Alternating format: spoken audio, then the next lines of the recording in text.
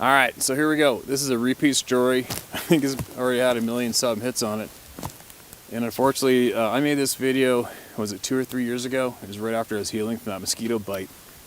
And more or less just kind of playing, and that's when I was first discovering that everybody was actually really loving the hunt stories. And on the editing program, I mentioned it before, if there was any additional sounds edited into the video, the volume sounded great on the editing program, but for some weird reason, when you load it up to YouTube, the added in sounds go way higher, and it distorts and ruins everything. And back then, the sounds weren't recorded in stereo either. So anyway, this story needs to be retold so it's a little more clear. There's definitely going to be thousands of people out there who haven't heard this story yet. It's a doozy. And as well, the audio from this is going to be used in a new podcast, which is going to be launching within a month. So here we go. And just so all you guys know, I mean, I don't know why my memory's been on fire since I was a kid. I can remember the craziest conversations and experiences very, very accurately, and that's probably why I can tell a story well, a recollection story well. It's nothing scripted. I don't write anything down. It's just I'll even try to remember some stories to tell as I'm driving down the road. Like, oh yeah, I remember that time. Or I'll be having a beer with buddies in hunting camp or whatever and telling bullshit stories, and all of a sudden I'll remember a cool one. And oh man, I got to tell that story, and then I'll forget it again. Like right now, I know there's a handful of stories I completely forget, but I'll remember them eventually, and I'll get them shared on here. This story goes back about, usually, people who called me, I usually say, 6, 7 years, 4 or 5 years. I just rattle those numbers out. If I had to really sit down and think accurately, this story happened probably 8 years ago, possibly 9. And once again, I'm not a gun guy, I'm not into guns, I've never reloaded anything in my life. And a gun is like a tool is to a mechanic is what a gun is to me. I had a 300 Ultramag Remington 700, which is basically a small missile launcher. And it's a gun that I use. It keep anybody fairly secure between the ears for if and when the 1 in a million goes down. This shit flies with a large grizzly charge or any kind of charge, wounded moose, bull moose, or whatever. It's a very significant piece of equipment to use to keep you safe and stop a charging large game animal.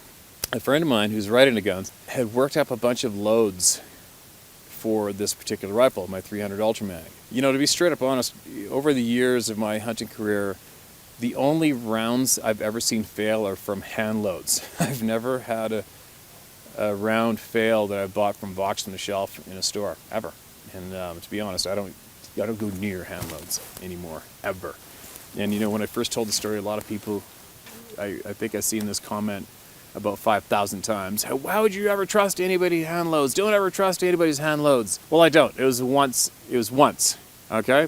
And like I said, I'm not the gun guy. I'm not the reload guy. I'm not familiar with it. And when you let a somewhat professional gun handler, gun enthusiast reload your bullets, you're not familiar with it, you're not going to think that it's a bad thing to do. And obviously I do now. So this is what happened. I had these shells reloaded for me, and off I go into guide camp for the season. Just so you know, once I leave the highway, when my rifle goes in the scabbard and I saddle my horse, I load the thing up, never put one in the tube, and those rounds stay in my rifle basically for the whole guide season, because you don't unload your rifle completely when you get to camp, because you never know when you possibly may need that firearm. Obviously, you're in the middle of frickin' nowhere. And where we were this particular season is we were about a 10-hour horseback ride north of the Alaska Highway, about halfway between the Yukon border and Fort Nelson. How's that for positioning? Remote. I mean, when we go back into those mountains, there's nobody. The moose, the grizzly, the mountain sheep, the stone sheep, the elk, they see us, and they see us only for a few months of the year, and once we leave, that's it. During this time, grizzly bear hunting was still open in British Columbia, and it will be open again, mark my words. Where we hunt grizzly bears, they typically avoid us like the frickin' plague. They are scared shitless of us, which on average any popular hunted game animal is terrified of us, big time. And they show us a big wide berth of space when they come across us or smell us or see us. You'll hear people on online or on hunting forums, the true paranoid people, I call them, they're terrified of bears. It's always the same people that say they get charged every single year. And meanwhile, they're weekend warrior style hunters. They're not full-time hunting guides. And believe me, that does not happen that common. You know, in all the year, what I've been at this gig for 20 years guiding plus, I've been running around British Columbia hunting for, I don't know, 30-something years. And I have been charged by grizzlies unprovoked. Charged, like bluff charge. I've had a few bluff charges, big deal. They huff and they puff and they bounce towards you a few times, and that's about it. You know, a lot of people, I got charged by a grizzly bear. All right, well, I could say that about those incidents, but actually what happened was I was bumped into a grizzly, scared them, they huffed and puffed at me, jumped at me twice, and turned around and took off. No big deal. If you tell me you were charged by a grizzly bear, what I believe a grizzly charge is, when their ears go back, they focus on you, and they're coming at you doing 40 miles an hour. That's a bear charge, okay? Not a bluff charge. But anyway, it's not that often. And probably 99% of the grief I've ever had with predators, I started it first, okay? And it's from hunters wounding them or me stalking them to kill them in getting busted or on the shot. And that's when I've had my grief, except for one time. Now this particular fall, like I said, we got the same rounds are in the gun for the whole fall, okay? And it's the September, to start off with, it's September 1st to 10th hunt. It's the first hunt, and it's usually a moose and elk combo hunt, and possibly grizzly if the guy's got a tag. And this particular hunter had a moose and elk tag, guy from the States. And we're on this ridge, a sharp ridge like this, that went down, and then connected to a mountain face in front of us. And on this side of the ridge was a big basin, and that side of the ridge, big basin, went down, you could gloss across and call for moose or elk on either side. And the top of this ridge was maybe about 10 yards wide. And there's a major kick-ass game trail along the top of it. And if you went along the top of this ridge, then it would dip down about 10 or 15 yards in depth, and then it went dip back up and straight up that mountain face. And before I got onto that ridge, we're way back the other end of it, about 400 yards, and I could see this huge sow grizzly bear on that face with her three-year-old cubs. And you can see them here. I took a video of them, and this is the actual bears right here. And they're grazing away, and the sun's up. It's getting kind of warmer out, September, and nothing's really calling. And I didn't want to go out on that ridge and start calling yet, so I wanted to see where those bears were going to go. And they were way up the mountain. You know, they were probably, as the crow flies, when they finally lay down and went to sleep way up there, I don't know, I'll bet they're 1,000 yards away, probably, and that's a long ways away. And I watched them, and there's a burn up there, and as they get up the tree line, they disappear, and they finally lay down up there somewhere. But they were predominantly going uphill and away, feeding away. Threat gone. So we went on the ridge, and I called for elk over here, bugle for elk. I'm calling for moose over there for maybe an hour. It's getting hot. It's too hot out. But you know, when you're guiding, you don't go back to camp. And I always urge people when you go hunting for yourself, don't go back to camp. You leave in the dark, you come back in the dark. You stay out there all day long. You don't know when it's going to happen. And it's definitely not going to happen if you're sitting in camp. So what we typically do is we hunt hard for the morning till it gets real hot out in early season, and then we do what the game does. You lay down, you have a rest, and you relax, and you wait during that hot afternoon. So I did a bit of calling for about an hour. That was happening. My hunter, he's having a snooze. I'm sitting there glassing. And then I'm kind of laying back for a minute, and then I hear him wrestling. I kind of listen, and then I hear him. He goes, hey, I hear something. I'm like, what? And now that dip in the trail is right below us. It's right there. We're right up on this little hump. And it's willow, willow about up to here, deep. And he goes, here's something right down here. And I'm thinking, what the hell is it? You know, maybe could be something coming along the game trail. So I come over, and I'm listening, and I look ahead, and on an angle right there, about 15 yards, all of a sudden a grizzly bear, one of those three cubs stood up, 3-year-old cubs stood up, was looking at me. I'm like, oh shit. And I go, don't run. And all of a sudden the other one pops up, and the other pops up, and I go, don't run to the hunter. But meanwhile, too late, he already bucked. He turned around and took off. The first grizzly cub that stood up, he turned around and took off. And you know what? I don't mind that at all, because if you can Google up a couple of the latest grizzly attacks the past few years. A couple guys got shot by accident while the attack was going down. One was a panic guy, shot the hunter. And I think another guy shot his dad by accident or something. So that happens. So if that's going to go down, I definitely don't need a guy who's terrified winging a loaded rifle around if there's a bear charge, especially 4 of them. I don't need to get shot in the back of the head by accident. So anyways, moving along. He took off. So I'm standing there and I've got my Ultramag. And I got one in the tube. And I'm aiming at these things. And the 3 cubs stood up and the mom stood up and looked at me. These things are 15 yards away. And if you know anything about bear encounters and charges, she should have charged me. Why she didn't attack me that afternoon is beyond me. I haven't. Why she didn't even bluff charge, I haven't a freaking clue. It's still to this day, it's amazing. I'm so fortunate she didn't attack me. It's mind-boggling.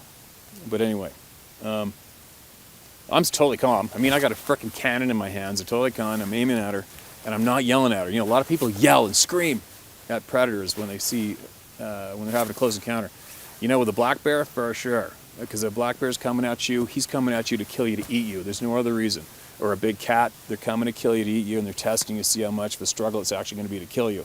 So you do want to scream and make noises and lunge at them and throw sticks at them and throw rocks at them and be aggressive. That's when you do that. But with the grizzly bear, especially a sow with 3-year-old cubs that are at the age where they attack you too, you do not scream and yell at them and get aggressive. You do not want to raise the energy of that situation with her at all costs. You don't do that. So I stood there and I'm talking calm in this tone I'm talking right now. And I just got the gunner. I'm like, don't do it, Mom. I'm a human being and I'm going to blow your head off. You know, like, do not do it. Don't do it. And I'm totally calm. Because if she is going to come and get me, she's downhill, I'll just drop to my knee and I'll shoot her in the face. And that'll be the end of it.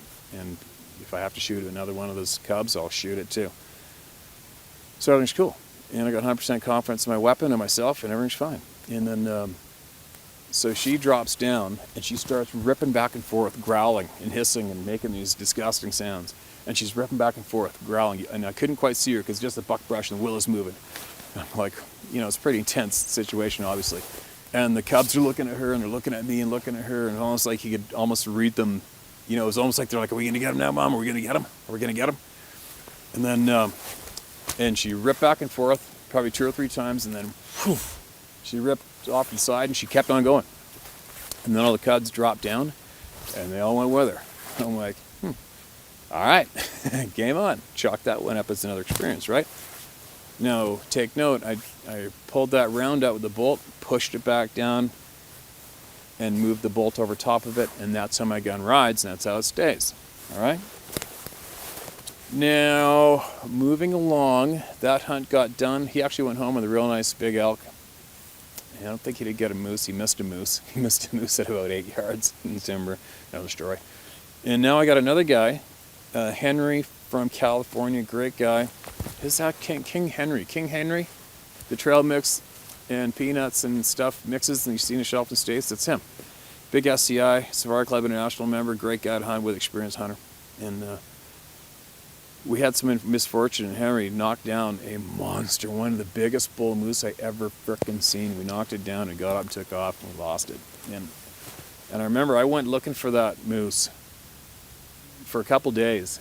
And with that same gun, with the same round, and potentially, you know, a couple of days later, still trying to find that moose. It didn't die, but if it did, you know, you're potentially going to come up on that moose with a huge grizzly on top of it in thick bush, and you know, more often than not, that bear is going to rush you and attack you. So, thankfully, that didn't happen, but that was the thought that came in the back of my mind. You know, I went looking for that wounded, potentially dead moose with this gun, with those same rounds from the gun, and then what happened? So then, another day during that hunt after that episode, we woke up and it was absolute shit-eating storm out. It was pissing rain and fog and everything, and nobody's going out. So we slept in, stayed in camp. Then it started clearing up around noon. And I have a spot not too far from camp where you got to go behind the cabins, down to the creek, past the shower stall, up the main horse trail, up to the timber, and over the first rise. And over that first rise, I tie up the horses, and we hiked down about 200 to where I took a chainsaw years ago and I cut out this big opening so I could glass to all the mountain slopes even farther, again, for big moose and sheep, and have a little fire or whatever. So it's a nice close hunt. It's good for days like this. You got a half day.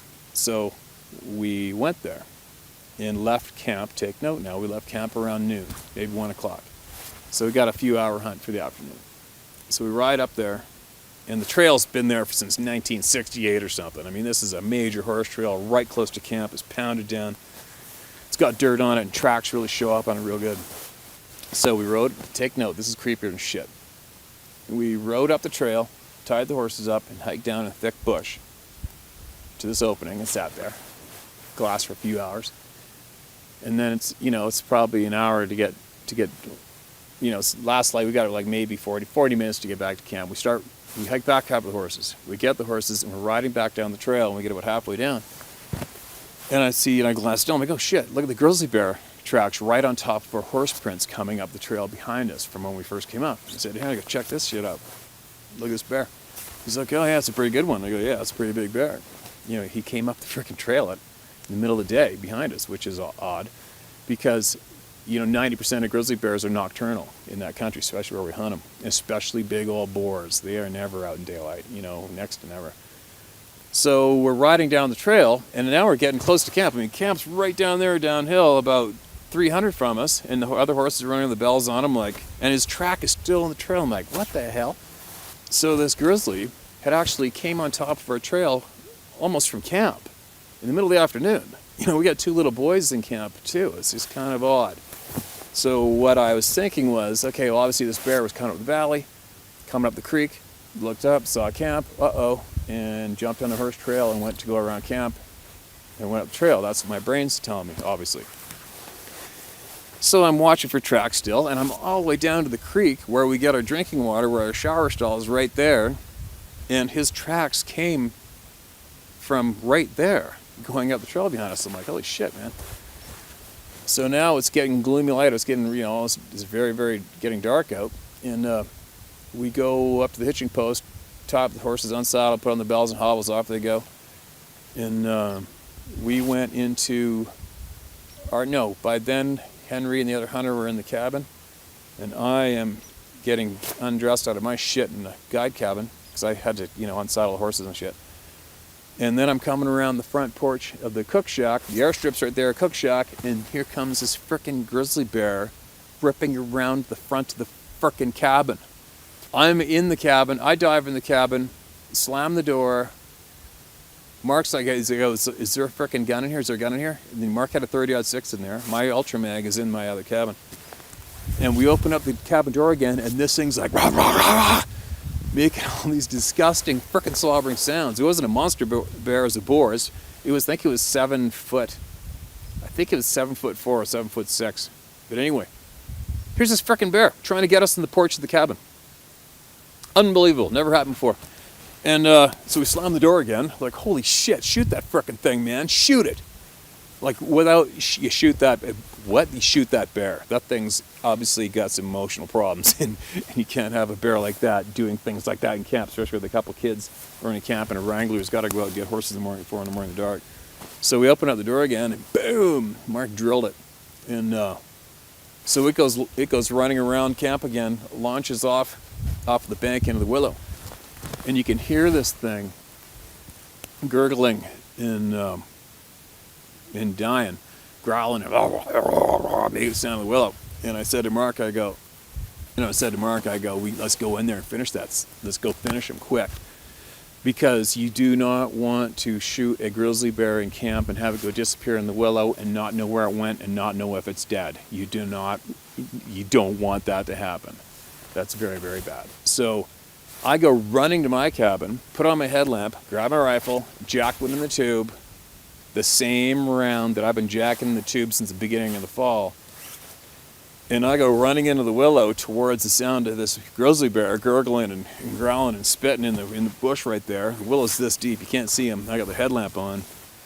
And I come up on him, and he's right there, and he's 90, he's dead, he's dying. His lungs were actually hanging out the other side of him. There's a perfect shot from 30-06, Mark drilled him one. And I didn't have to shoot the gun. You can see a picture of the bear right here. This is him right here. And so it's pretty exciting. I jacked that round out and pushed it back down on a rifle again.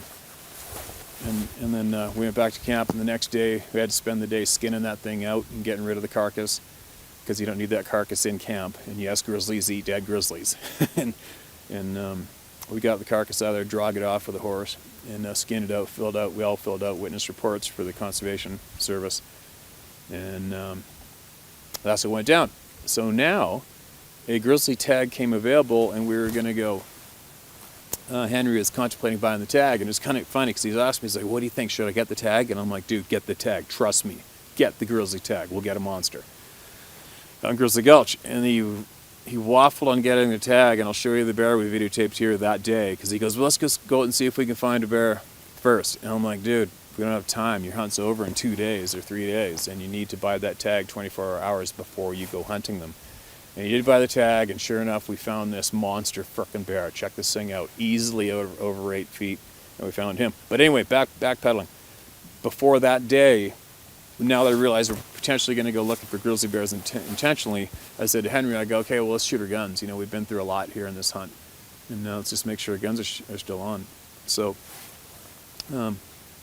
Henry pumped one out of his rifle. It's still on. I jacked that same round into my rifle, the same round that I was pointing at that sow and 3 cubs that should have attacked me, the same round I had in my gun when I was going through thick bush, potentially looking for a 2-day-old moose carcass, the same round that I went running into the willow with the headlamp on to finish that grizzly bear with already got a hole in it, and imagine if it came lunging at me, that same round. And I took a shot. I pulled the trigger and nothing happened. It went click. I'm like, what? And then I looked at it, I opened up the bolt and pulled that empty shell out, and a wisp of smoke come out of the shell, and the barrel was clogged. And my buddy back home, who had hand loaded all those shells, had forgot. So, well, I don't know. I don't know anything about hand loading, you guys. So don't ask me how. I haven't a frickin' clue. All I know is there was no gunpowder in that shell. And the primer was enough to push the lead into the tube. So once I realized what potentially everything I had just gone through the last 2 weeks, my knees, I remember vividly, I still remember obviously, my knees started to turn into rubber and wobble. And because I should be dead. I should not have survived that. You know, imagine if that sow came flying at me, which he should have, I would have pulled the trigger, nothing would have happened. I would automatically just jacked another one there and pulled the trigger again, would have blew the gun up in my face, and she would have finished the job and tore me to living rat shit, and I would have died. 100% I would have died. I should have died. The bear, oh yeah, and take note, after the grizzly tried to get us in camp, tried to get me in camp, get us, I want to find out where that thing came from the next day, and I backtracked it. And you're not going to believe this. So that bear was in camp at noon. It followed my hunter and Henry and I, all the way up followed us up the trail. We tied up the horses and went down and sat. It sat on us up there somewhere. It sat on us. And then that bear followed us all the way back to camp. And then decided to charge on the porch.